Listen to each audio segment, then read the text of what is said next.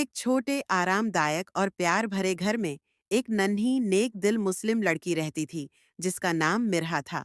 वह सिर्फ 3 साल की थी और अपनी प्यारी अम्मी और छोटी बहन इरहा के साथ रहती थी। हर सुबह मिरहा अपनी अम्मी की मदद करती। वह अपने छोटे तौलिए तह करती और खिलौने सहेजती। जब इरहा रोती तो मिरहा उसे खिलौना देती और धीरे से कहती, अल्लाह हमारे साथ है। एक दोपहर मिरहा ने अपनी बूढ़ी पड़ोसन को फूल तोड़ते देखा। वह दौड़कर गई और बोली, आंटी मैं मदद करूं? आंटी मुस्कराईं और दोनों ने मिलकर खूबसूरत फूल तोड़े। आंटी ने कहा, अल्लाह तुम्हें खुश रखे बच्ची।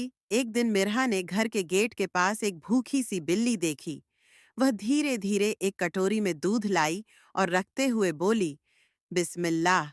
बिल्ली खुशी से दूध पीने लगी और मिरहा के हाथ से सटकर बैठ गई। रात को मिरहा इरहा के साथ रजाई में लिपटी लेटी थी। उसने ऊपर देखा और धीमे से कहा, या अल्लाह, आज के लिए शुक्रिया। मुझे कल भी नेक बनाना। अम्मी ने उसे चूमा और प्यार से कहा, आमीन।